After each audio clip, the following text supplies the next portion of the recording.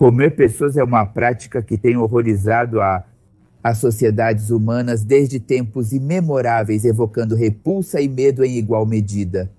Mas na história criminal do México existiram casos particularmente perturbadores que envolveram pessoas cujas ações não apenas desafiaram as normas legais e morais, mas também abalaram a consciência coletiva do país. Então, nesta compilação, vamos explorar e, além disso, vamos analisar alguns dos casos mais infames de canibais que aterrorizaram o México, investigando suas motivações, métodos e o impacto duradouro de seus atos. José Luiz Calva Cepeda tornou-se conhecido quando foi detido na colônia Guerreiro em 8 de outubro passado. Naquela manhã, ele tentou fugir de seu apartamento na Rua Mosqueta, número 198. Lá, ele escondia o corpo desmembrado de uma mulher chamada Alejandra Galeana Garavito, com quem mantinha um relacionamento amoroso. O caso de José Luiz Calva Cepeda, mais conhecido como o Canibal de Guerreiro, é um dos episódios mais perturbadores e notórios na história criminal do México. Este serial killer, cujas ações horríveis vieram à luz no já distante ano de 2007, chocou a sociedade e revelou uma realidade assustadora, que escondia atrás de sua fachada de escritor e poeta. Nascido em 20 de junho de 1969, Calva Cepeda foi preso em 8 de outubro de 2007 em seu apartamento na colônia Guerreiro, na Cidade do México, onde as autoridades descobriram os restos em partes de sua namorada Alejandra Galeana. A evidência encontrada em sua casa, incluindo restos humanos na geladeira e carne cozida em uma frigideira, levou a mídia a apelidá-lo de o Canibal da Guerreiro. E como é muito frequente neste tipo de casos, este sujeito teve uma infância difícil. Seu pai perdeu a vida quando ele era apenas uma criança, e sua mãe, por outro lado, batia e fazia seus 6 filhos sofrerem. Além de abusar fisicamente dele, ela o obrigava a chamar de pai todos os homens que ela levava para casa. Disse que este homem, quando criança, era muito introvertido e que, apesar dos maus tratos de sua mãe, sempre buscava sua aprovação. Acredita-se que o gatilho de seu ódio contra as mulheres foi precisamente pelos maus tratos que recebia dela. Quando José Luiz tinha 7 anos, Mito Caló, por certo, sofreu de abuso íntimo por parte de um adolescente de 16 anos chamado Tirso, que era amigo de seu irmão mais velho, Jorge. E aos seus 12 anos de idade, sua mãe o expulsou de casa, obrigando-o a viver na rua e começar a trabalhar como engraxate e cuidador de carros. Vizinhos dessa pessoa tiveram pena e lhe emprestaram um quarto no terraço do mesmo prédio onde sua mãe e seus irmãos moravam. De lá, José Luiz espiava sua família, sentindo muito rancor e ódio contra eles. Vivendo em uma situação econômica precária e sem o apoio de sua família, ele se envolveu no consumo de álcool desde cedo, o que o levou a abandonar seus estudos do ensino médio quando estava apenas no 1º ano. No entanto, ao mesmo tempo e desde jovem, ganhou dinheiro extra trabalhando como palhaço com seu cunhado, que era mágico. Como adulto, também escreveu e atuou em pequenas peças teatrais. Acredita-se que ele escreveu cerca de 800 poemas e romances infantis, 20 peças de teatro e cerca de 100 canções. Em 96, ele conheceu Aide, com quem se casou, e pouco tempo depois o casal trouxe ao mundo 2 filhas. Anos mais tarde, a família emigrou para os Estados Unidos. No entanto, quando ele tinha 33 anos de idade, passou por um doloroso processo de divórcio que o mergulhou em uma profunda depressão ao se sentir duplamente traído pela perda de sua esposa e o afastamento de suas filhas. Esta difícil situação representou um duro golpe emocional em sua vida pessoal e familiar. Segundo, de fato, as análises da perita Patrícia Payan Vidânio, após o seu divórcio, ele manteve um relacionamento com uma mulher chamada Elia. Esta nova companheira sentimental desempenhou um papel fundamental, pois presume-se que ele tomava a decisão de assassinar suas vítimas se ela considerasse que tal mulher não era conveniente para ele. Mais tarde, José Luiz começou um relacionamento com Lídia Sánchez Valdez, que forneceu informações-chave para as autoridades entenderem melhor sua personalidade. Segundo Lídia, ele era extremamente obsessivo com a limpeza, lavando as mãos e suas partes íntimas antes e depois de ter intimidade. No começo, ele a cortejava escrevendo poemas para ela, mas depois ela descobriu que ele praticava rituais de bruxaria em seu apartamento, realizando limpezas com ervas e utilizando línguas de boi. Além disso, ele demonstrava comportamentos ciumentos e compulsivos, o que levou Lídia a terminar o relacionamento. Assim, em seu novo trabalho como taxista, José Luiz conheceu Juan Pablo Monroy Pérez, com quem manteve um relacionamento amoroso. Durante esse relacionamento, compraram juntos um carro e um apartamento. Com base nas investigações realizadas pelas autoridades, presume-se que Juan Pablo Monroy Pérez teria sido cúmplice dos crimes cometidos pelo canibal de Guerreiro. Especificamente, ele é vinculado por ter participado em cortar os membros de uma jovem chamada Verônica, que também manteve um relacionamento amoroso com o próprio José Luiz. Mas depois de seu relacionamento com Juan Pablo, este homem se envolveu agora sentimentalmente com uma mulher apelidada de La Jarocha, que supostamente se dedicava ao trabalho mais antigo do mundo, a vender carícias e prazeres, e o visitava em seu apartamento localizado na Rua Mosqueta. Infelizmente, parte do corpo desta mulher foi encontrada na Rua Lerdo, na zona de Tlatelolco, embalada em 2 sacolas de plástico. José Luiz então começou um relacionamento com Alejandra Galeana Garavito, que seria seu último parceiro sentimental. No entanto, logo surgiram problemas porque ela se recusou a ter um filho com ele. Foi no dia 5 de outubro de 2007 que os familiares de Alejandra relataram seu desaparecimento às autoridades. Apenas 3 dias depois, no 8 de outubro do mesmo ano, o corpo em partes de Alejandra foi descoberto no apartamento 17 da Mosqueta 198, na Colônia Guerreiro.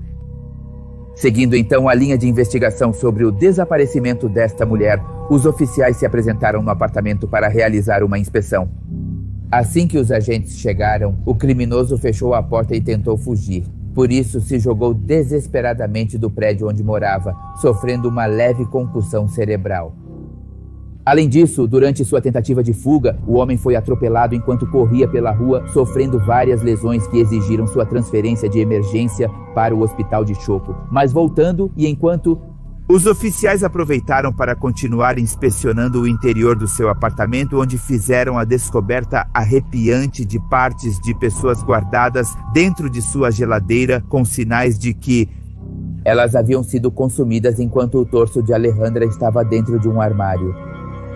Em decorrência das descobertas arrepiantes em seu apartamento, o criminoso foi acusado de ter consumido a carne de sua vítima. No entanto, não foi até 24 de outubro de 2007 que a Procuradoria formalizou a acusação contra ele pelo caso atroz, sendo chamado de o canibal da Guerreiro, mas em suas primeiras declarações afirmava que havia sido um acidente.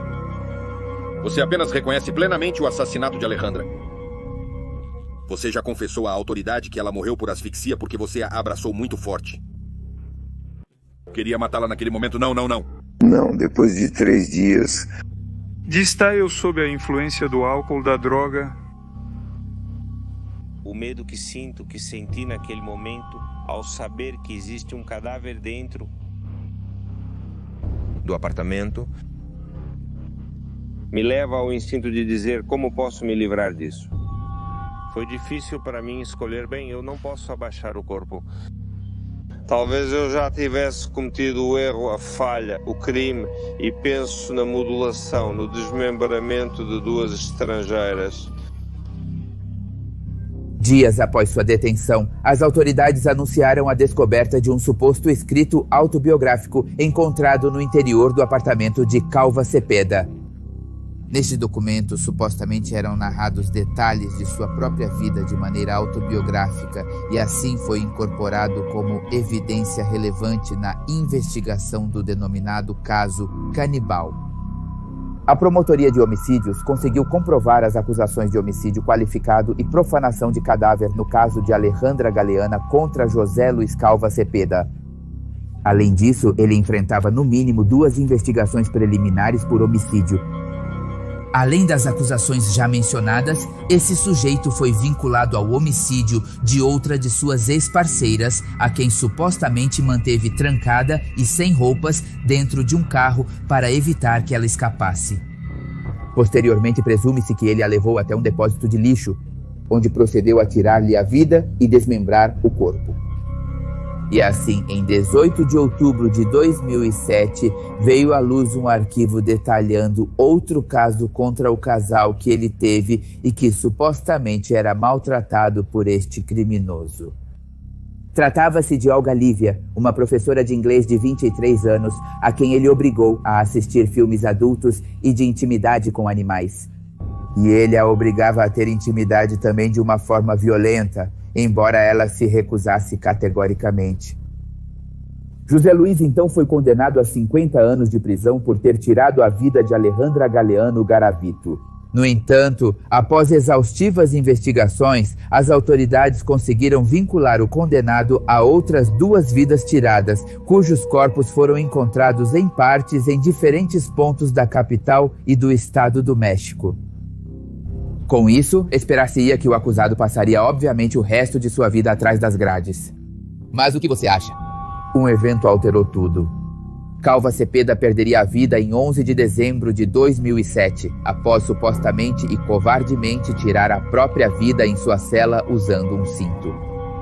Mas não podemos afirmar que foi assim. Talvez tenham tirado a vida dele. Existem dúvidas sobre se realmente essa pessoa faria isso, já que, de acordo com declarações de sua irmã, no momento em que foi reconhecer o corpo, o homem apresentava marcas de que havia sofrido e sinais de ter sido abusado intimamente pelos internos. Também confessou que o cinto com o qual seu irmão supostamente o havia feito não correspondia ao dele. Além disso, disse que ele, antes de perder a vida, parecia ter perdido a cabeça, pois quando ela o visitava, ele a olhava e repetidamente dizia: "Eu sou o canibal". E é assim que o caso de José Luiz Calva Cepeda representou um dos crimes mais atrozes, mais aberrantes e arrepiantes na história recente do México. O que inicialmente parecia ser o desaparecimento de uma vítima, rapidamente se transformou na revelação de uma série de vidas arrancadas, marcadas por práticas de sofrimento excessivo, ter desmembrado o corpo e o devorado. E o mais arrepiante ainda é que essa pessoa não foi a única. Com um porão sob sua cama, assim dormia o feminicídio de Atizapán. Enganava suas vítimas para levá-las ao seu covil de terror. Se você é novo neste canal, sugiro que se inscreva neste canal ou nesta página do Facebook. Falo sobre casos, conto histórias sobre crimes, sobre música ou qualquer outra coisa que tenha uma história interessante para contar.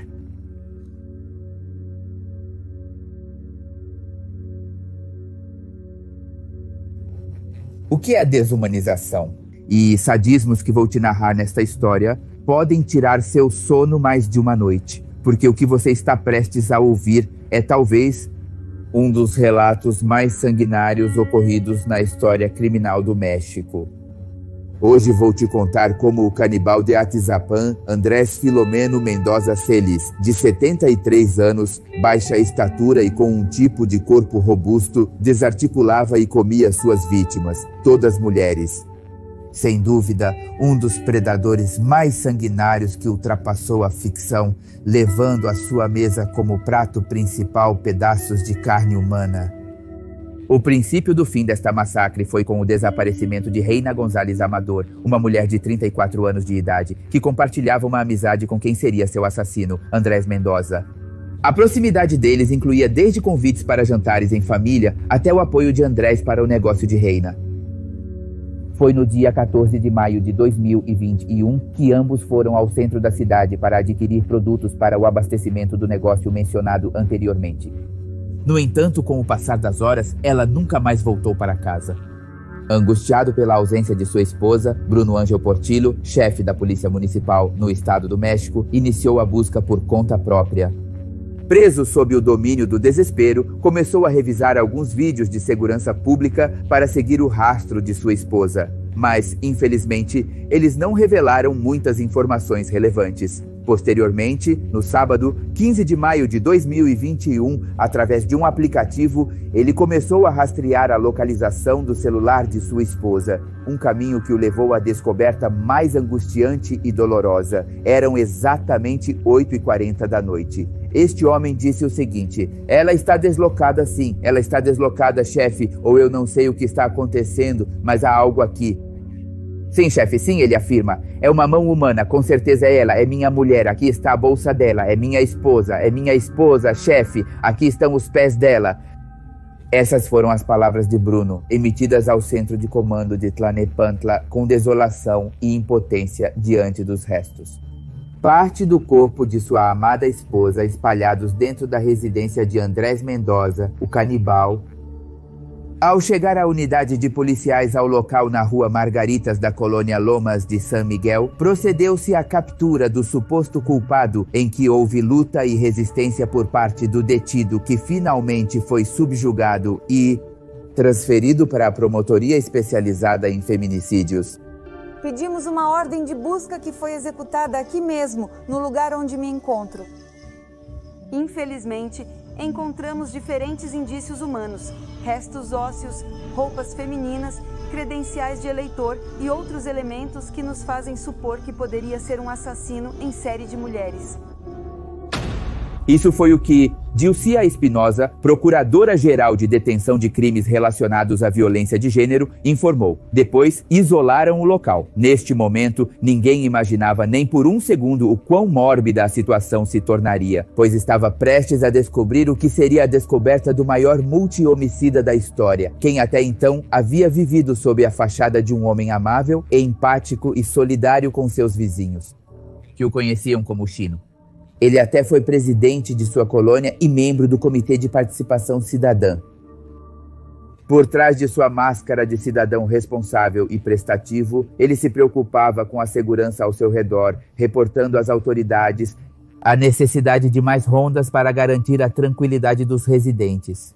Além disso, alugava dentro de sua própria casa uma série de quartos independentes, sempre se comportando de maneira amigável com seus inquilinos. No entanto, certas atitudes e costumes dele não passavam despercebidos, já que um de seus inquilinos afirmou o seguinte na primeira vez que o viu: pareceu-me uma pessoa muito estranha, estava super sujo e se comportava de uma maneira como se estivesse fora de si, não me respondia claramente sempre e vagava. Isso se soma à declaração de outra inquilina, onde confessou que em várias ocasiões ele insinuou que ela ficasse sozinha, incluindo um convite para sair, cuja resposta foi um não categórico.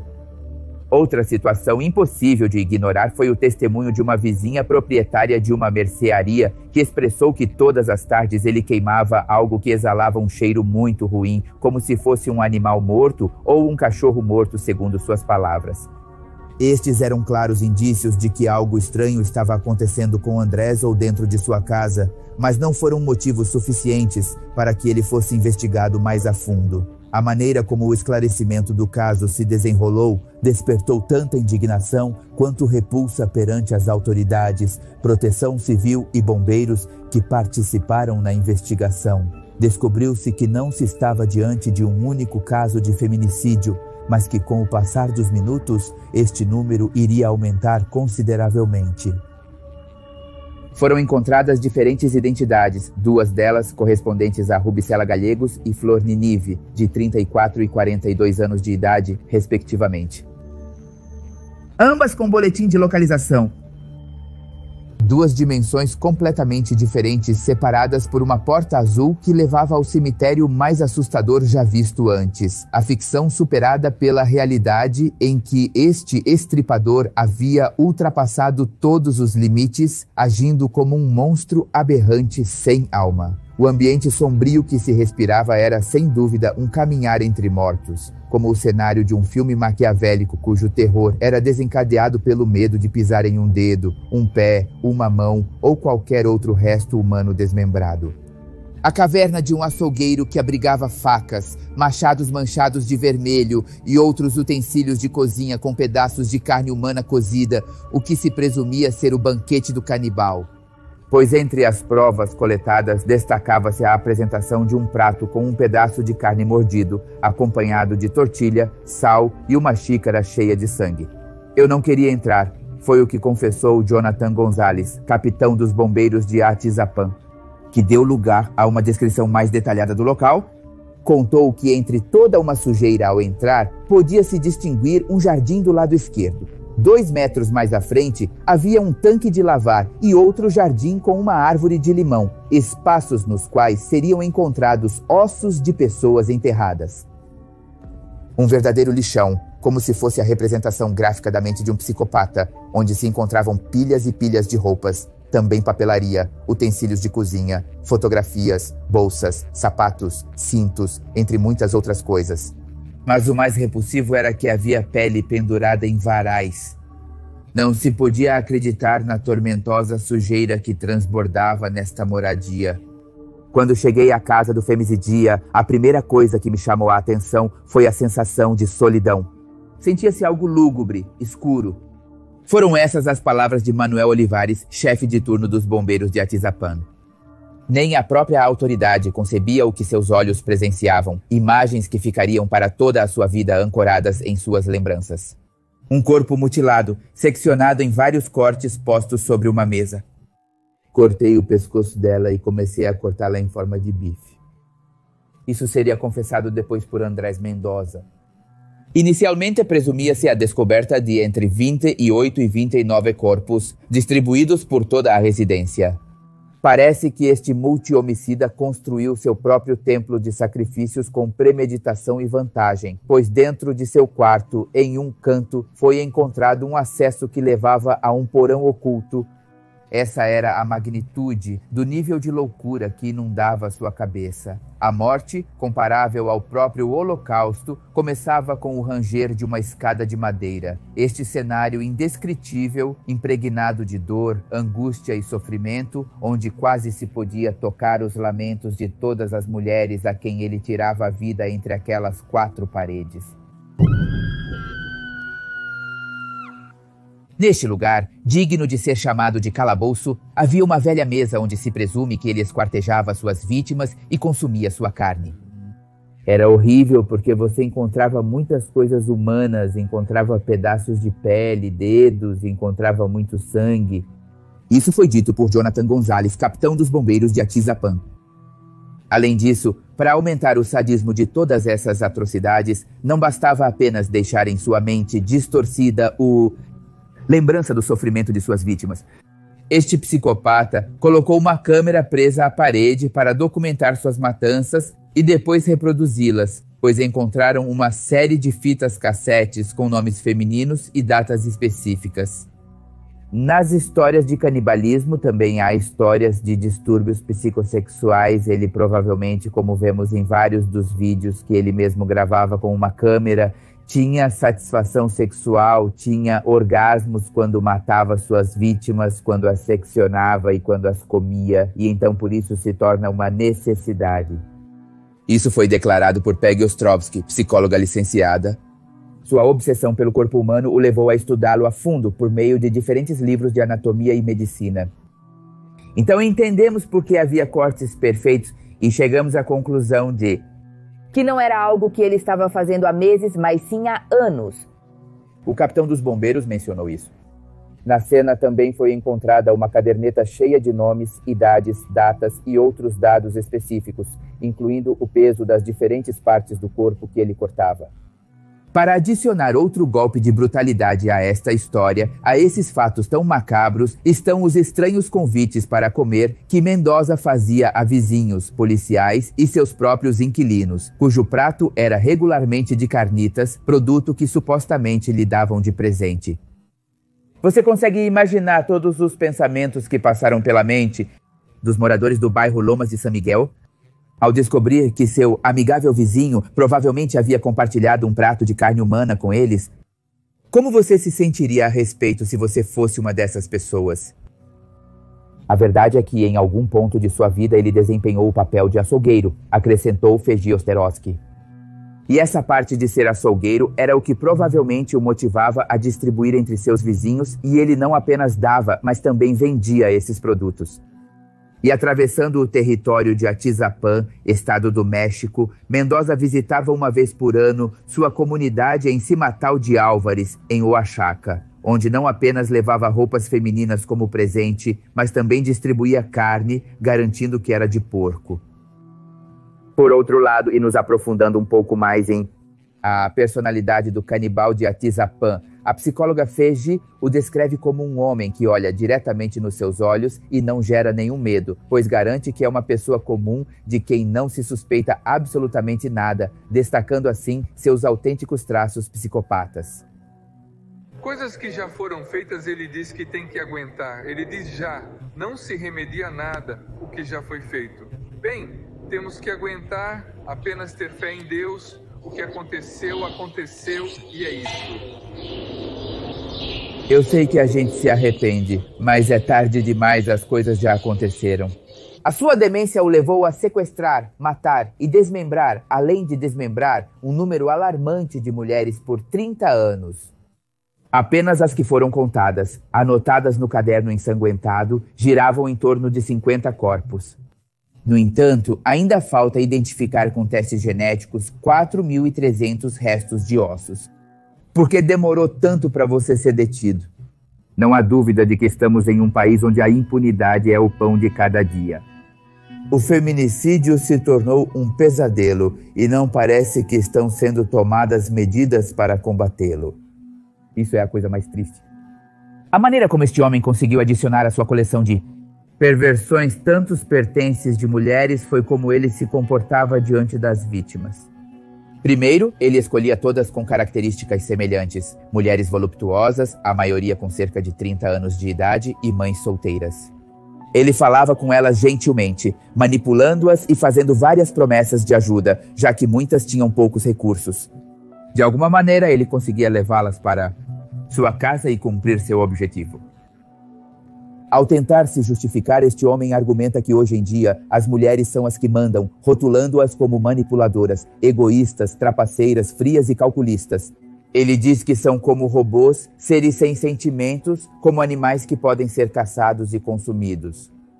Andrés Filomeno Mendoza Celis foi condenado à prisão perpétua em 18 de março de 2022, informou a Procuradoria-Geral de Justiça do Estado do México, e também foi multado em 5.000 dias de salário mínimo e 1.344.500 pesos como reparação de danos. Para finalizar, vou deixar você com as palavras da psicóloga Ostrowski, que conversou com ele por mais de 6 horas e relatou situações tão descritivas e violentas que foram encontradas nos vídeos coletados pelas autoridades. Inconscientes, ele tentava violá-las, ele tinha todos os seus vídeos e continuava assistindo, e isso lhe causava orgasmos. Uma vez que já não lhe produzia nada, ele ia à caça, e sim, planejava seus crimes, dizia a si mesmo que iria jantar esta à noite. No coração da enigmática cidade do México, onde as sombras parecem esconder mais segredos do que as luzes revelam, é tecida uma trama de lendas, histórias e casos verdadeiramente arrepiantes. Esta metrópole, com suas ruas recônditas e becos misteriosos, tem sido testemunha de uma escuridão que se esconde entre seus cantos, uma escuridão que arrepia a pele e desperta os medos mais profundos. No entanto, entre todas as histórias que emergiram dessas ruas repletas de enigmas, há uma que se destaca por sua perturbadora singularidade. É a história de uma pequena menina que, em uma reviravolta trágica do destino, foi arrancada dos braços de sua mãe para entrar em um abismo do qual parecia não haver retorno. Que desígnios obscuros levaram a menina a enfrentar realidade tão inimaginável? Como conseguiu sobreviver no meio deste pesadelo? As respostas a estas perguntas são ainda mais perturbadoras do que poderíamos imaginar. E aqui envolvem um tabu que desafia todos os limites do macabro: a carne humana. Sim, esta menina comia carne humana.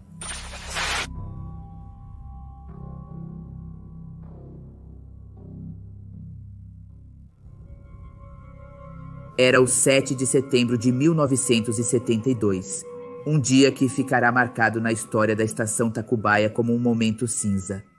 A estação, cercada de concreto e trilhos que zumbiam com a energia da vida urbana, repleta de pessoas que transitavam em todas as direções, em constante movimento. Entre a multidão, uma menina como qualquer outra, cuja curiosidade brilhava em seus olhos, vendo pessoas de todos os tipos passarem, os vagões do metrô se movendo em alta velocidade e os sons fortes das vozes das pessoas, a música e o ranger dos pneus do metrô que criavam uma sinfonia caótica. Seus pequenos dedos se agarravam fortemente à mão de sua mãe em busca de segurança entre esse mar de pessoas. A pequena Rosarito, de apenas 8 anos, esperava com sua mãe o momento perfeito para ir ao trabalho em direção ao bairro Jardim Balbuena, onde a mãe de Rosarito trabalhava como assistente de cozinha, pegando a linha 1 do metrô, um trajeto que naquele momento parecia muito normal, parecia cotidiano. O destino, no entanto, mudaria para Rosarito e sua mãe, como se o túnel do vento tivesse sussurrado um sussurro inaudível em seu ouvido. Rosarito soltou a mão de sua mãe com a despreocupada curiosidade própria da infância, e assim, em um instante fugaz, a pequena desapareceu entre a confusão de corpos e personalidades que enchiam a estação. A estação, em seu aparente caos, tornou-se o palco de uma angústia silenciosa, onde o barulho e a agitação do exterior contrastavam com o tumulto de emoções no interior da mãe. Dessa forma, em questão de meros segundos, uma mãe se viu confrontada com a angustiante realidade de ter perdido sua filha para sempre. Dessa forma, a estação Tacubaya, em meio ao seu barulho e tumulto, tornou-se o ponto de partida para uma história de mistério e desconcerto, onde uma menina desapareceu, desafiaria as leis da realidade e nos mergulharia nas profundezas de um enigma que perdura até hoje. A partir desse momento, a vida da senhora Rosário Serra Martínez, mãe da menina desaparecida, se tingiria de imensa dor.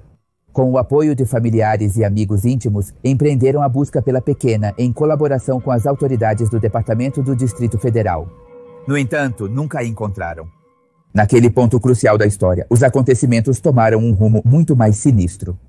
Uma menina de apenas 8 anos, presa em uma tempestade de medo, incerteza e confusão, tomou uma decisão que a mergulhou em uma escuridão ainda mais profunda.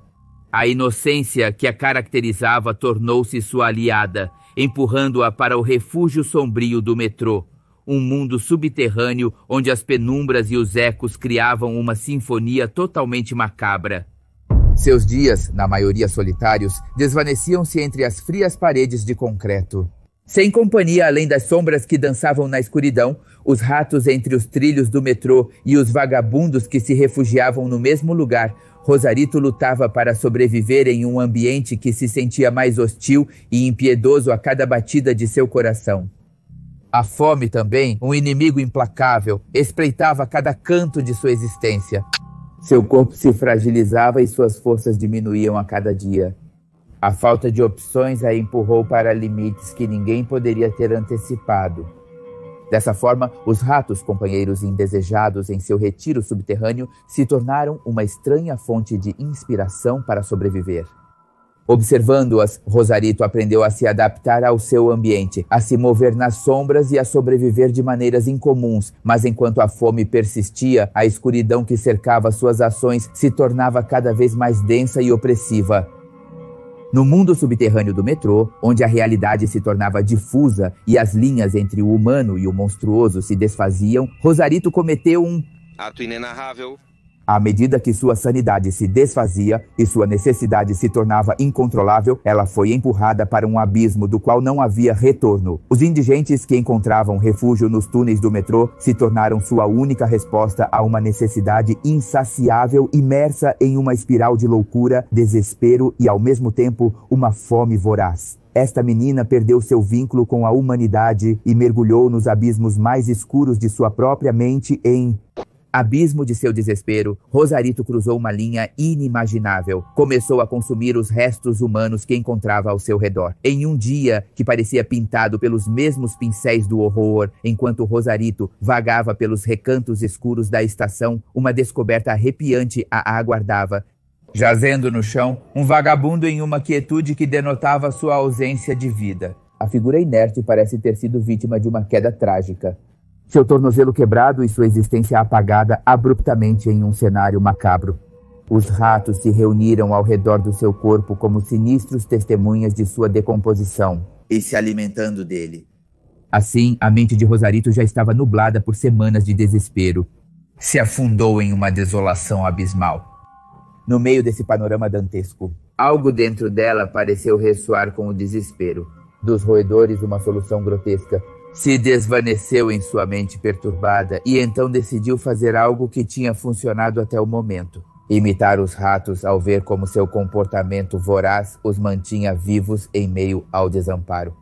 Com uma determinação nascida do desespero, removeu o tornozelo quebrado do vagabundo, o mesmo osso que antes lhe permitia se movimentar. Agora se tornava o objeto de uma solução grotesca. Para seu próprio sustento, seus pequenos dentes de leite penetraram na carne decomposta. O sabor do desespero inundou sua boca enquanto mastigava. Próprios sentimentos pareciam se contorcer em uma guerra interna. Havia passado dias intermináveis sem alimento. Seu corpo estava debilitado e seus instintos para continuar viva a tinham conduzido a este abismo inesperado. Rosarito, em sua luta contra a desolação, tinha adotado o comportamento das criaturas que a rodeavam em seu reino subterrâneo. Tinha se tornado uma sombra escura. Consumida pela fome e pelo medo, no meio da penumbra da estação de metrô, um ato atroz e tenebroso foi consumado, selando seu destino em um abismo do qual já não havia retorno. Por outro lado, um macabro rastro de restos humanos começou a atingir os arredores da estação, o que instantaneamente desencadeou uma investigação frenética por parte das autoridades. No meio de conjecturas e especulações, a teoria predominante apontava para matilhas de cães selvagens como os culpados de tais atrocidades. No entanto, a verdade era mais sombria e retorcida do que qualquer um poderia ter imaginado. Em uma exploração exaustiva, adentrando nas sombrias e sujas entranhas do metrô, finalmente conseguiram encontrar a Rosarito na manhã do dia 22 de setembro, nas imediações da estação Tacubaya. A polícia judiciária conseguiu capturá-la após testemunhos de testemunhas que relataram uma cena perturbadora. Em uma reviravolta macabra, dizia-se que Rosarito batia repetidamente com uma pedra na canela de um mendigo, cujo corpo já estava sem vida, com sinais de um golpe traumático na cabeça. O objetivo aparente era separar o membro do corpo, um ato que desafiava toda a lógica e explicava seu desespero. Foi então que as autoridades descobriram o que estava por trás dos casos relatados de corpos em partes. Em uma meticulosa reconstrução dos eventos, traçada por um perito cuja identidade permanece anônima, surgia um sombrio panorama. Afirmava-se que havia 3 pessoas que haviam caído vítimas da implacável maré de desespero que envolvia Rosarito. No entanto, nesta trama macabra, a fatalidade só havia abraçado 2 delas com a fria mão da morte. 3 testemunhas diferentes afirmaram que havia sido uma menina pequena quem havia matado o indigente para depois comer parte de seu cérebro e sua perna. Dadas as circunstâncias peculiares do caso, Rosarito, falando de outra coisa, não foi presa. Em vez disso, seu destino a levou ao Instituto Mexicano de Pesquisa Psiquiátrica, onde passou o resto de sua vida. Curiosamente, apesar das sinistras conjecturas que a cercavam, nunca exibiu comportamentos violentos. Durante sua internação, embora isso sim não se possa ignorar a sombra de suspeita que a cercava, especialmente em relação à misteriosa morte de uma enfermeira, um assassinato que continua sendo um enigma, sem resolução ao longo dos anos. Rosarito recebeu visitas regulares de sua mãe, até que no ano 97, a perda de sua última âncora no mundo a deixou completamente sozinha no silêncio do tempo. Ela continuou existindo longe dos olhares do mundo exterior, até que finalmente, no ano 2010, a escuridão de sua história encontrou sua conclusão pacífica quando faleceu tranquilamente em seu leito hospitalar, apesar da natureza retorcida e tenebrosa que havia definido o caso de Rosarito. O tecido de seu memória desvaneceu-se gradualmente com o passar do tempo, como as marcas de um sonho perturbador ao acordar. Aquela menina, que havia sido o epicentro de um enigma angustiante, tornou-se pouco mais que uma vaga figura no escuro quadro da história.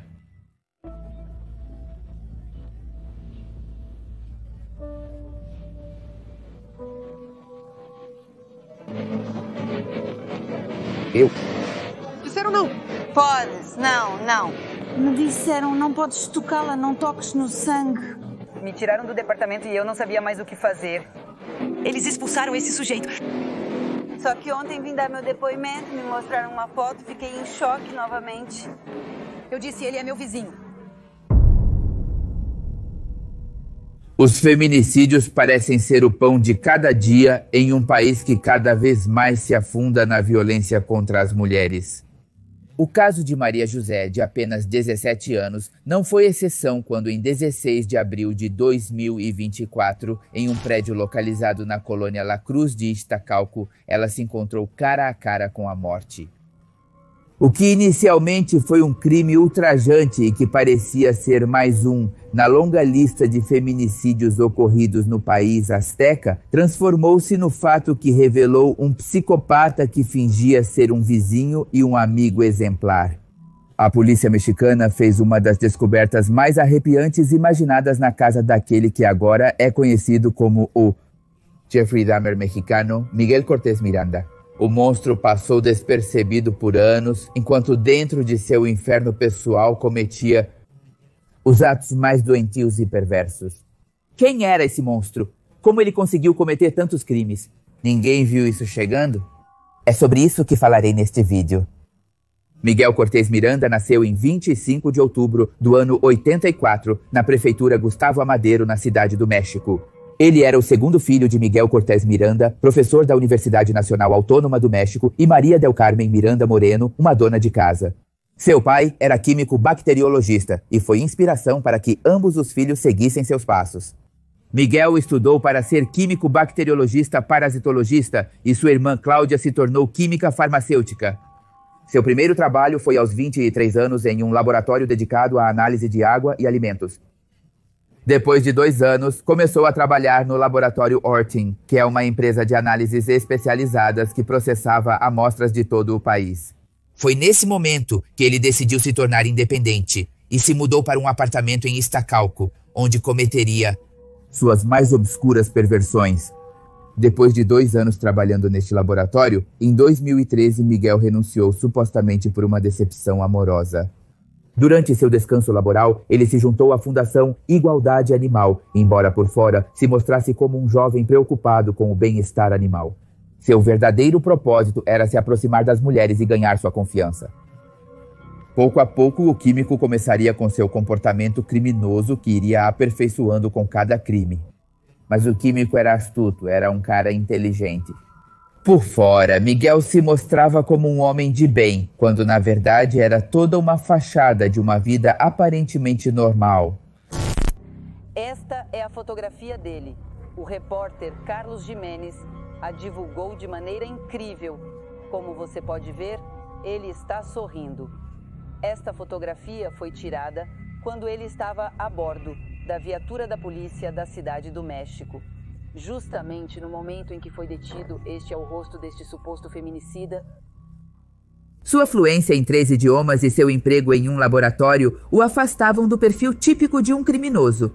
Além disso, sua vida era plena e bem-sucedida, marcada por viagens internacionais e uma vida social ativa que compartilhava em suas redes sociais, pintando a imagem de um homem extrovertido e sociável que qualquer um veria como um bom partido ou uma boa pessoa. Com essa imagem de homem realizado e de boa situação econômica, conseguia ganhar a confiança das mulheres com quem se conectava nas redes sociais ou no seu círculo de amigos e que posteriormente convidava para o seu apartamento, onde começava o verdadeiro terror. Do outro lado de sua máscara se escondia um ser perverso que praticava a necrofilia. Provavelmente essa palavra eu vou ter que censurar. E outro tipo de doenças, ou bem, fetichismos, à custa da vida de mulheres indefesas que caíam em suas garras de monstro desta besta que era. Mas sua descarada confiança em não ser pego pelas autoridades mudou da noite para o dia quando Miguel Cortés Miranda, de 39 anos, foi detido em seu apartamento após terminar com a vida de sua última vítima, Maria José. Se ela corre, para na cama dela e eu digo sério, se acalme, eu não quero fazer nada de errado. Mas a garota continua gritando e eu entendo que isso poderia alertar todos os vizinhos. Então eu faço ela cair na cama e começamos a forçar a garota. De acordo com a reconstituição dos fatos ocorridos em 16 de abril de 2024, Miguel esperou a mãe de sua próxima vítima sair de casa para entrar no apartamento e surpreender Maria José, de apenas 17 anos, uma menina. A jovem estudante ou a menina se deparou cara a cara com o mal dentro da segurança de sua casa. Diante dela estava um ser que se aproveitou intimamente para depois cortar sua respiração até tirar sua vida. Quando a mãe de Maria José voltou para casa, depois de fazer suas tarefas, se deparou com a pior imagem que uma mãe poderia presenciar. Um sujeito que ela tinha visto várias vezes andando pelo bairro saía tranquilamente de sua casa. Naquele momento, eles cruzaram olhares e ela soube que ele tinha feito algo com sua filha. Ela não teve tempo de reagir, pois o sujeito a esfaqueou no pescoço e fugiu pensando que tinha se livrado de sua única testemunha. Mas naquele momento e com suas últimas forças, a mãe começou a gritar desesperadamente pedindo ajuda. Os vizinhos ouviram os gritos agonizantes da mulher e correram para ajudá-la, encontrando-a na porta de sua casa em uma poça vermelha. Imediatamente chamaram a polícia e os serviços de emergência, enquanto o agressor se escondia em seu apartamento localizado perto do local do crime, pensando que mais uma vez se safaria. Mas os vizinhos o reconheceram como Miguel Miranda. As autoridades prenderam o principal suspeito e ele foi levado para o presídio oriente da Cidade do México, enquanto a mãe da vítima foi levada às pressas para o hospital em um delicado estado de saúde. Infelizmente, a menina não teve a mesma sorte. Nada puderam fazer para salvar sua vida. Maria José acabou perdendo a batalha em seu quarto nas mãos de um canalha, de um monstro. Ninguém podia acreditar que aquele jovem químico que passava despercebido no bairro e não causava problemas tinha feito algo tão atroz, mas o crime de Maria José era apenas a ponta do iceberg. Quando as autoridades invadiram sua casa, descobriram um esgoto de impunidade, assassinatos e desaparecimentos que haviam permanecido em silêncio ao longo dos anos. Miguel Miranda não era quem todos pensavam. Que bom, então um dos inquilinos deste prédio, Paco, já contratou uma mudança, um inquilino do último andar vai embora. Há um tempo chegou uma van. Os jovens que vieram buscar os móveis estavam esperando o inquilino que alugava um dos apartamentos para sair do local. Eles não vão mais alugar aqui, eles vão se mudar para outro lugar. E bem, essas são as consequências neste endereço. Que situação dessa pessoa, deste feminicida de Seriazis, é assim que podemos chamar, Paco. Ao registrar seu apartamento, os investigadores encontraram evidências chocantes que pareciam indicar que ele era um assassino em série de mulheres. Na residência do criminoso foram encontrados muito sangue, uma serra, celulares e cartões de identidade de mulheres que posteriormente pôde-se confirmar que pelo menos 5 estavam vivas. Mas para piorar ainda mais as coisas, encontraram evidências de outras mulheres que não conseguiram escapar do monstro. A polícia encontrou 5 crânios humanos. Após a horrível descoberta, Miguel começou a ser chamado de feminicida de Iztacalco e até o compararam com o assassino em série americano Jeffrey Dahmer, sendo chamado de Jeffrey Dahmer mexicano. Primeiro, isso que te digo, não há maneira de expressar a dor que sinto. Minha filha, antes saudável e estudante do ensino médio. Este ano ela iria para a universidade, já estávamos nos preparando para fazer exames em uma... Em todos os lugares. Seu sonho era estudar. Seu sonho era ser motociclista como eu. Este ano eu ia comprar a moto dele porque ele ia fazer 18 anos.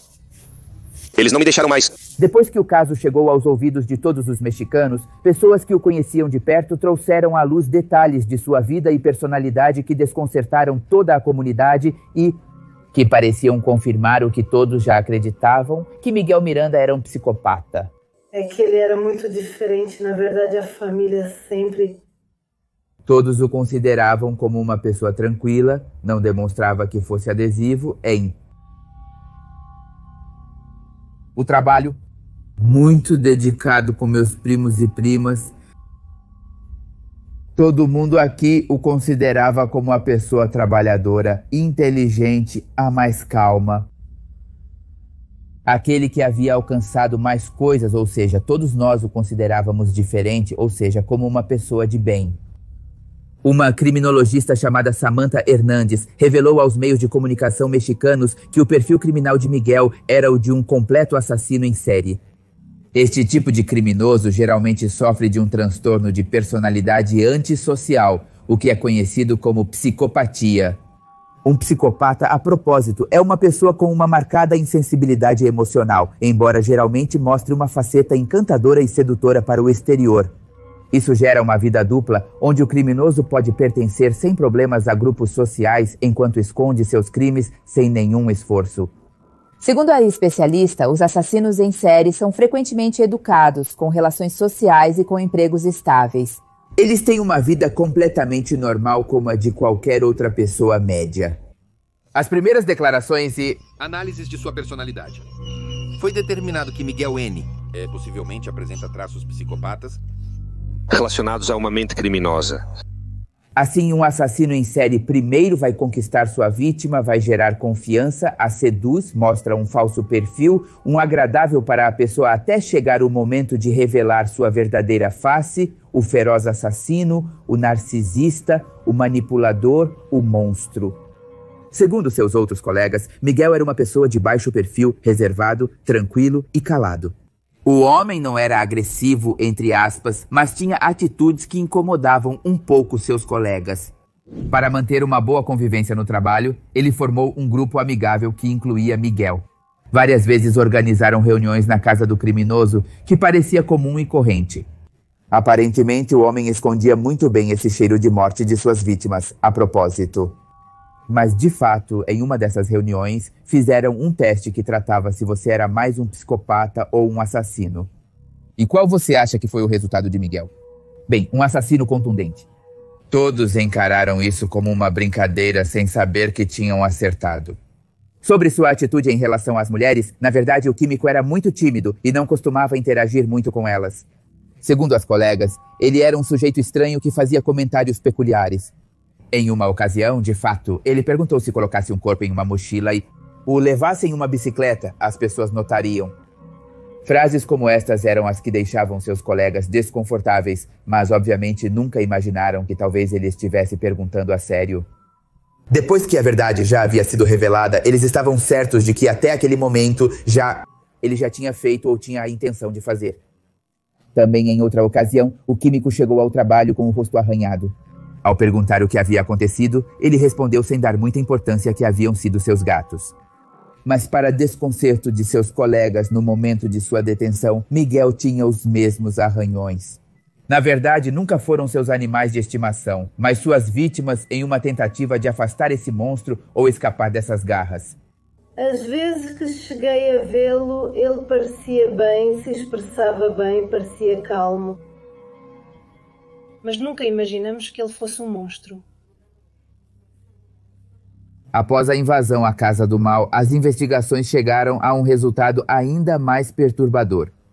Descobriu-se que os restos encontrados no apartamento eram de pelo menos 20 vítimas diferentes. Eles foram encontrados junto com ferramentas supostamente usadas para desmembrar os corpos, material cirúrgico e substâncias químicas que o criminoso, graças à sua profissão, sabia manusear perfeitamente. A Procuradoria-Geral de Justiça da Cidade do México conseguiu estabelecer que o primeiro crime do químico foi perpetrado no ano de 2012, os outros dois em 2015, ou melhor, os outros três, 2015, 2018 e 2024, o que significava que o assassino evitou a captura por pelo menos 12 anos. Segundo um promotor, uma das razões pode ter sido que o suspeito não havia mostrado comportamentos violentos ou agressivos em sua rotina diária. Na verdade, Ulisses Lara, porta-voz da Procuradoria, confirmou que atualmente estão sendo realizadas análises de ácido desoxirribonucleico para determinar a conexão de Miguel com outras possíveis vítimas, além da jovem Maria José, que havia desaparecido na área de Iztacalco. Uma delas era Viviana Elizabeth Garrido, uma engenheira bioquímica de 32 anos de idade que estava desaparecida desde 30 de novembro de 2018. Essa jovem trabalhava no mesmo laboratório que o criminoso e com quem mantinha uma relação de amizade. Outra possível vítima era Frida Sofia Lima Rivera, de 22 anos, cujo rastro se perdeu em 2014 e quem se presume que o criminoso manteve uma relação próxima. Também no início do ano de 2012, Frida, que era proveniente de uma família humilde e numerosa de Tlacotepec, uma pequena vila da Sierra Negra do estado de Puebla, chegou à cidade do México. Por azares do destino, a jovem se instalou em um apartamento no mesmo bairro onde Miguel vivia, em Iztacalco. Eu não sei, elas já me contaram que era de um assassino em série ou que teve muitas vítimas. Segundo as notícias, foram 5. Esperemos em Deus que ela esteja lá. Que se faça justiça por sua filha. E que se faça justiça por todas as que ele matou. Ao mesmo tempo, naquela época, Miguel deu à jovem um livro chamado O Perfume, História de um Assassino, que conta a história de um serial killer que, através de um processo químico, extrai o aroma de cadáveres em decomposição. E com isso, parecia que Miguel encontrava inspiração no personagem fictício. O que se sabe é que não se sabe se houve ou não um relacionamento amoroso entre Miguel e Frida, mas durante a primavera de 2014, ambos compartilharam indiretas amorosas no Facebook. Depois, no domingo, 7 de dezembro de 2014, às 3h57 da tarde, Frida fez sua última publicação no Facebook ao se despedir do mundo com a imagem de Bumburi e seu ídolo. O que essa publicação dizia era o seguinte: não volto por onde vim, nunca olho para trás, para depois desaparecer para sempre sem deixar rasto. Depois, 4 dias depois, no dia 11 de dezembro de 2014, Miguel publicou um poema de sua autoria chamado Perfeita. Este escrito, que aparentemente estava dedicado a Frida, era perturbador e o que dizia era o seguinte: o artista precisa de modelos reais para tocar a alma e se inspirar na realidade. Por sua vez, no dia 7 de fevereiro de 2015, a família de Frida Sofia Lima Rivera viajou 3 horas desde sua cidade, na cidade do México, para denunciar seu desaparecimento. Mas as autoridades minimizaram a importância. Você sabe que isso é bastante comum com as autoridades mexicanas negligentes. Comentaram com a família que provavelmente ela teria ido com o namorado e que logo voltaria. Por sua vez, a promotoria revelou que poderiam ser apenas 7 feminicídios e não 20, como foi inicialmente sugerido, mas os familiares das jovens desaparecidas acreditavam que isso era uma tentativa das autoridades de minimizar a ineficácia da justiça durante os mais de 10 anos em que o assassino de Iztacalco estava cometendo os crimes. Em 4 casos em que há a possibilidade de o químico ser o responsável pelos desaparecimentos, os investigadores se aproximaram dos familiares para iniciar os testes genéticos para a identificação dos restos ósseos encontrados no apartamento. Também a quantidade de evidência encontrada neste local no apartamento e servida em bandeja para os investigadores era descarada, mas houve uma prova que deixou todos arrepiados, é que um diário onde este assassino em série, registrava todos os crimes que cometia. Relatos brutais e precisos de como e quando ele perseguia foram o que se leu nas dezenas de páginas do seu diário. Entre as muitas confissões escritas à mão, encontrou-se algo que desconcertou ainda mais as autoridades. O feminicida de Iztacalco relatou com precisão como fazia uns 10 anos, aproximadamente se livrou do corpo de sua suposta filha, a qual, segundo ele, era uma recém-nascida. Segundo seu relato, ele teria jogado o corpo onde se livrava dos cadáveres de suas vítimas, cuja localização exata a polícia ainda não tem certeza. Outra das revelações macabras encontradas no diário do suposto assassino em série foi um texto datado do ano de 2012, onde ele presumiu que estava aperfeiçoando seus assassinatos. Textualmente dizia o seguinte: me senti mais seguro de mim mesmo. Mas suas confissões não ficaram guardadas apenas em seu diário íntimo, mas também foram publicadas em seu perfil pessoal no Facebook, mas de uma forma mais subliminar e que hoje causa arrepios totais.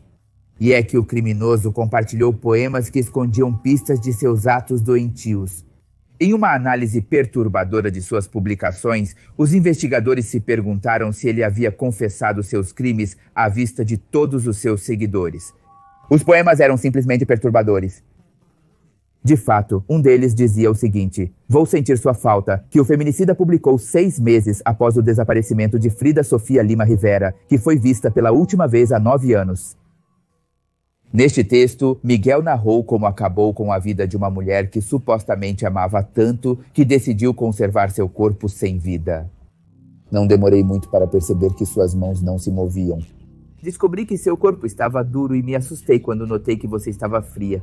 Toquei suas costas e não era nada mais do que suas roupas. Toquei seu pescoço e não era nada mais que pedra.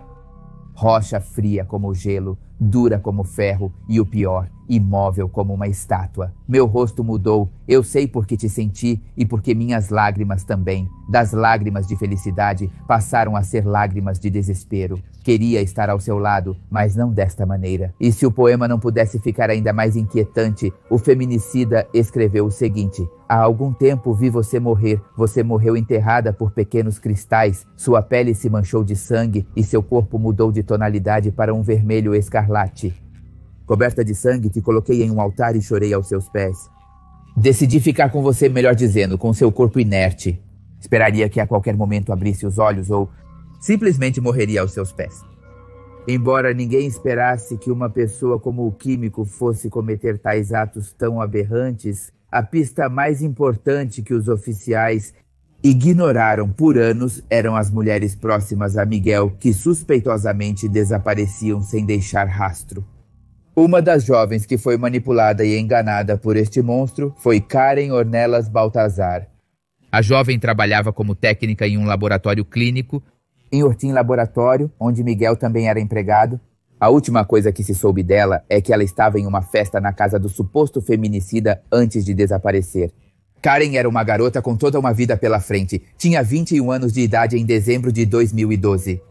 Naquela época, sua família a reportou como desaparecida e, infelizmente, ela foi encontrada sem vida perto das instalações do metrô Iztacalco. A polícia tomou depoimentos de várias pessoas do seu círculo, incluindo Miguel, que confessou tê-la deixado no metrô, o que parecia ser a chave para se tornar o principal suspeito de sua morte. Mas para as autoridades apressadas, ele foi só mais uma testemunha.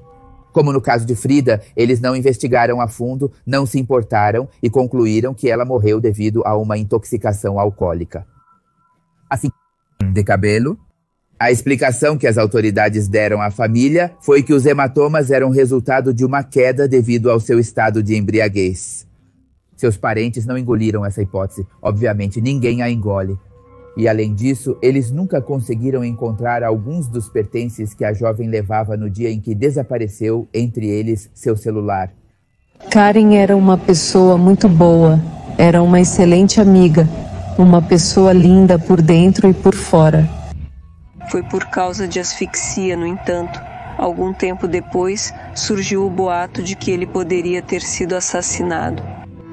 Os familiares das jovens que nunca voltaram para casa levantaram a voz e denunciaram que a Procuradoria-Geral local desconsiderou provas contundentes, colocou obstáculos que até beneficiavam o feminicida a continuar com seus crimes com total liberdade. Atualmente, de fato, uma das famílias contatadas pela promotoria foi a de Viviana Garrido, desaparecida em novembro de 2018 em uma estação de metrô próxima ao apartamento do químico. A família estava à espera de que as autoridades confirmassem, ou melhor, confirmem neste momento se a jovem está ou não entre os restos encontrados. Também foi em setembro de 2018 quando o destino de Viviana Elizabeth Garrido Ibarra se cruzou com quem acabaria com seu sonho. 2 anos antes dos fatos, ela se formou como engenheira bioquímica industrial na Universidade Autônoma de Madrid. Nesse tempo, Miguel havia começado a trabalhar no laboratório ARC, uma empresa de serviços de controle de qualidade. Lá, ele conheceu Viviana, uma jovem mãe que rapidamente se tornou sua amiga, sem saber que aquele simpático homem tinha outras intenções com ela. E é que no dia 30 de novembro de 2018, Viviana Garrido saiu do seu trabalho e caminhou para o metrô. Ninguém mais soube dela. Em casa, sua filha de 9 anos continuou esperando por ela todos esses anos. Em todos esses casos, havia um padrão que se repetia e era a zona onde foram vistas pela última vez, mas os investigadores não pareciam ver a clara conexão que havia entre os desaparecimentos. Se fosse assim, obviamente hoje a história seria diferente e teríamos menos feminicídios. Outro caso lamentável foi o de Amairane Roblero, que desapareceu aos 18 anos em agosto de 2012. Naquele momento, a família da jovem relatou que Miguel havia sido a última pessoa a estar com ela, já que ele a havia acompanhado para pegar algumas fotos em sua escola preparatória e, Nunca mais se soube dela. Ela queria estudar direito para defender as pessoas inocentes, porque havia muita injustiça neste país. Em mais de uma década, a Procuradoria não tomou nenhuma ação contra este suposto feminicida, embora os familiares das vítimas o tivessem na mira e o tivessem apontado várias vezes. Não uma, várias vezes. Assim, furiosos e cheios de raiva de impotência pela indiferença da justiça, protestaram na porta do prédio do departamento onde foram encontrados os restos e pertences de meia dúzia de mulheres. Os manifestantes cobriram a fachada do prédio com faixas carregadas de dor. Mas, infelizmente, a ação da justiça nesses casos costuma ser deixar a investigação nas mãos dos familiares. De fato, os promotores nunca pegaram o assassino. Foram os próprios vizinhos e a mãe de Maria José que finalmente o descobriram em flagrante. Se não fosse por isso, ele ainda estaria livre e impune. O caso do assassino de Iztacalco se tornou tão midiático que as autoridades já não podiam mais ignorá-lo. Os promotores finalmente chamaram os pais de Roblero para dizer que haviam encontrado provas não especificadas relacionadas à sua filha em um quarto do suspeito, mas até este ponto em que estou gravando este vídeo, ainda não mostraram nada, causando mais desgaste físico e mental para os pais. Ao acender uma vela em um altar colocado fora da casa do suposto feminicida em série, Cecília Gonzalez lamentou o que aconteceu com Maria José. E peço justiça por Maria José, que não deixem o desgraçado infeliz sair. Estou muito furiosa porque ele foi a última pessoa que viu minha filha. Eu digo justiça, justiça para todas as meninas que ele assassinou. O assassino de Iztacalco não mostrou nenhum tipo de remorso ou sentimento de culpa por seus crimes. Em vez disso, ele reconheceu e deu detalhes do assassinato de Maria José como se não tivesse acabado de tirar a vida de uma jovem ou menina, uma estudante que tinha uma longa vida pela frente. Macabro e arrepiante, assim é o relato de Miguel N., suposto feminicida em série de Iztacalco, na cidade do México, que com toda a tranquilidade e sem alterações em suas emoções, narra a maneira como asfixiou até deixar sem vida uma de suas vítimas. Acho que entrei em um frenesi onde não consegui pensar, raciocinar minhas ações, que meu primeiro impulso foi atacar a pessoa. As confissões que este criminoso fez deixaram todos sem palavras. Ele deu detalhes de como tirou a vida desta mulher e até justificou seu comportamento, argumentando que foi abusado intimamente pelo próprio pai. Segundo suas declarações, sua mãe e sua irmã nunca o protegeram deste abuso. Inclusive, em algumas ocasiões, o deixavam sozinho quando seu pai estava embriagado e ele sabia o que viria. O criminoso, de fato, também confessou que guardou rancor de seu pai por muitos anos porque, além dos constantes abusos, o homem amava mais sua irmã Cláudia e, embora tentasse igualá-la em tudo, seu pai nunca se sentiu orgulhoso dele. Já na idade adulta, Miguel tinha uma relação próxima com sua irmã Cláudia. Ela mesma revelou isso para a mídia, ou isso acreditava, porque no fundo seu irmão a detestava. Por essas razões, ele alimentou durante os anos um rancor contra as mulheres que só podia ser acalmado da maneira mais perversa. O pai de ambos faleceu em 2021 desta doença que vivemos há alguns anos e até o momento sua irmã não confirmou que os relatos de abuso eram verdadeiros.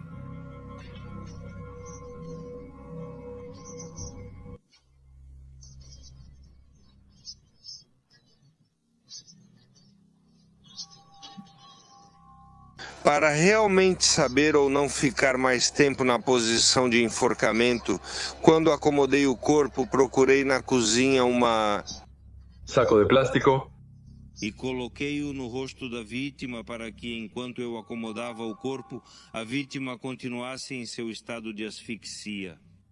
A criminologista Samantha Hernandes destacou que Miguel era uma pessoa imputável, ou seja, estava totalmente consciente do bem e do mal no momento em que cometeu os crimes. Ela também explicou que a megalomania deste assassino, seu senso de grandeza, ficou evidente quando ele foi capturado. Geralmente, esse tipo de pessoa, quando está na prisão, revela quase com prazer todos os seus crimes e Miguel não foi a exceção à regra. Ele foi vinculado ao processo com prisão preventiva pelos crimes de feminicídio e tentativa de feminicídio contra a mãe de Maria José, por isso permanecerá detido no Presídio Preventivo Barão e Loriente durante os 6 meses que a autoridade judicial estabeleceu como prazo para o encerramento da investigação que o levaria a julgamento. Segundo a justiça, ao contrário do feminicídio de Maria José, do qual havia provas contundentes, outros crimes não podem ser julgados, pois não há certeza das vítimas, já que até o momento foram todas especulações. Isso significa que o primeiro julgamento contra o criminoso se concentrará em sua última vítima. Maria José era a menina mais linda do planeta. Era um anjo. Era toda felicidade. Era toda beleza, era nobre, era minha vida, isso era. Lembre-se que neste canal do Pepe Mistério são postados vídeos às segundas, quartas, sextas e domingos. As segundas, quartas e domingos são de um único tema muito mais elaborado, e as sextas são compilações de temas que têm algo em comum, como nesta ocasião tocou de canibais. E também neste lado está o botão de membros, onde você pode ter acesso a conteúdo extra. Tem um custo aproximado de 50 pesos e isso me ajuda a continuar crescendo e você tem acesso a mais conteúdo que não está público e a transmissões ao vivo. E também algo que esqueci de te dizer, nessas compilações nem todos os vídeos já foram publicados no passado, há alguns novos.